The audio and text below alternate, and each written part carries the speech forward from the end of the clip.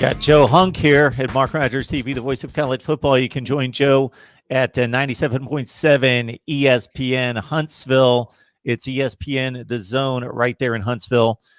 Joe, is Alabama the best team in the country? No.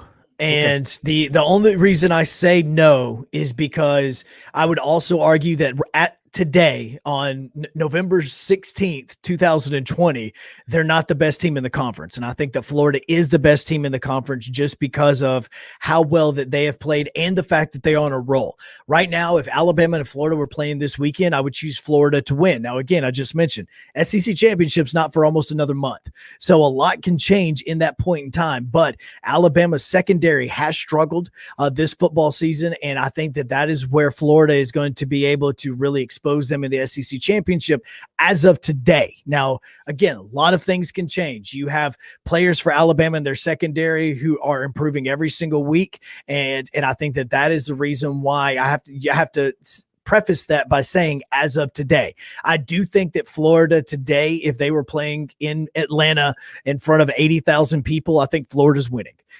But in a month, that could be totally different and that could totally change. I do think that right now college football is down to 6 teams when it comes to who's making it into the college football playoff. I do not believe that we need to expand it, but I believe that 3 conferences, the ACC, the Big Ten, and the SEC, all have 2 teams in their conference that have a legit argument at making the college football playoff. Ohio State and Wisconsin and the Big Ten.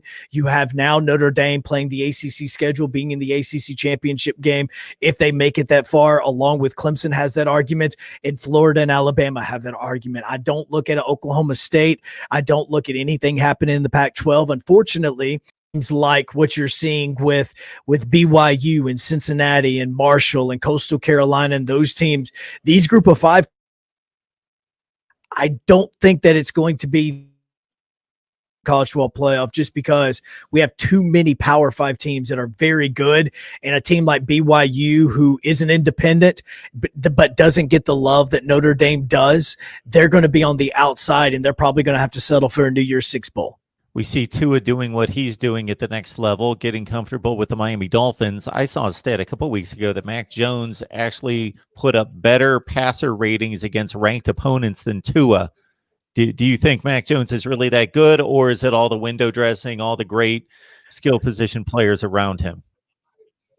I have a humongous Alabama fan that is right across the door from me right now that's sitting on the outside. So if he hears this, he may come through that door. So I'm just going to let you know now.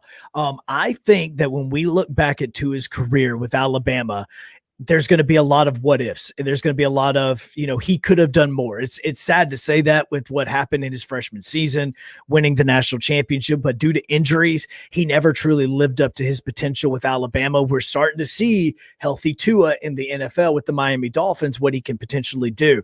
I think that Mac Jones' biggest thing right now is his health, and honestly, the best growth in the most that I've seen Mac Jones grow in the course of the last roughly 365 days, since we're around that time where he got that first start against Tennessee.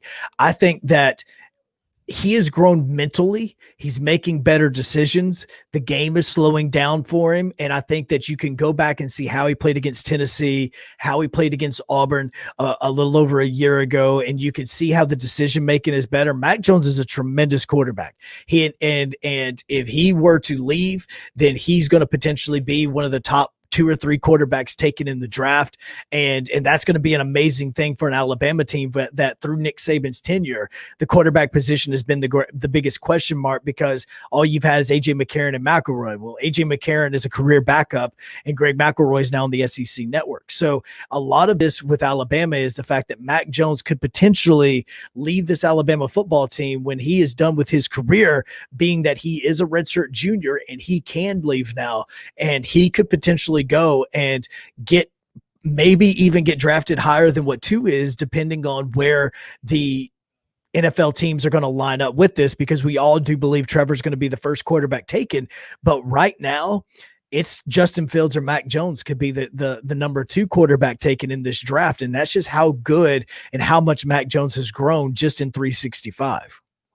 I forgot there for a split second when I was offering up Mac Jones that I was getting into your wheelhouse with the NFL draft. I love that. Yeah. Oh, as much as I love college football, I am an NFL and I love the NFL. I do. I think that as an overall haul, and again, I know you're Mr. College Football and all of this, but for me, Oh, the Joe, if college I could add 10 hours to my day, I'd start an NFL channel. I love the well, NFL.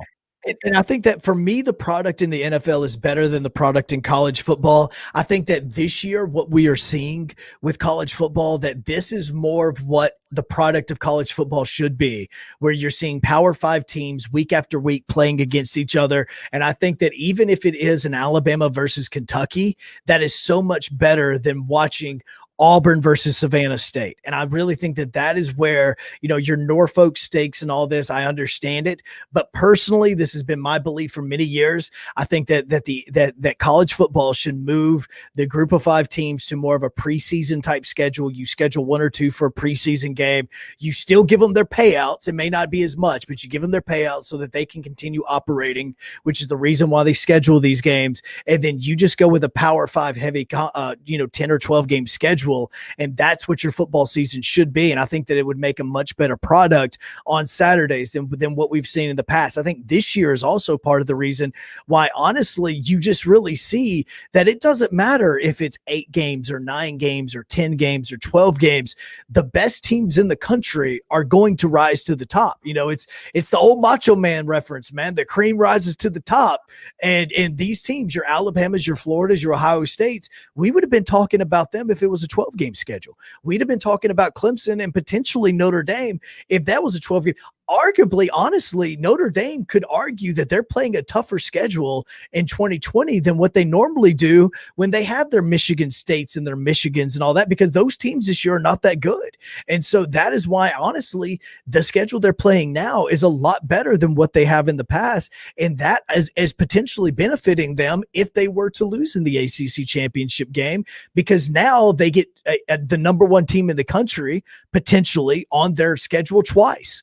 And Clemson there, that's a huge strength of schedule builder where they normally wouldn't have that in their independent schedule. And I think that this is proving that college football could go to a different type of scheduling, I should say scheduling system that would benefit them. And I think that's the reason why in the NFL, people don't realize how good the football players individually are in the NFL as compared to college football. And I think that there's a reason why the Red Zone channel gets a lot more views than what the ESPN extra innings or the extra goal line channel or whatever it is gets, because the product on the goal line channel is showing you Norfolk State versus Savannah State because they're in the red zone and you don't want to see it. Oh, the red zone. Oh, I watch it every day. Yeah. Look, I was watching it during the pandemic when they were going through their when they were week showing 3 last and 4. Yeah, dude, they showing last year's. I was going through that, and I think that's proof right there that if the Red Zone channel, which is what majority people want to watch now, unless your team is playing, that gets more views than what the Goal Line channel does, because the Goal Line channel is going to show you. In the past, I've turned over and it's been Idaho and New Mexico State, and at the exact same time, USC and UCLA were having a good football game, and I'm going, hold up, can you swap over to that? But you can't, unlike the Red Zone, which will put you in those situations and be able to allow you to watch those. And I think that that's another proof that college football can improve their scheduling. And if they truly wanted to, they could add some preseason games. To me, you get rid of the spring games. You add 2 preseason games that would go into your group of 5 teams being able to get their paydays. And then you just go with an all Power 5 schedule, and the group of 5s play the group of 5s. And that's where you're going to get your best football. And I think that's where you're going to get a lot of these teams that are going to be better at the end of the season, because as we can see this year, the best teams are still going to win.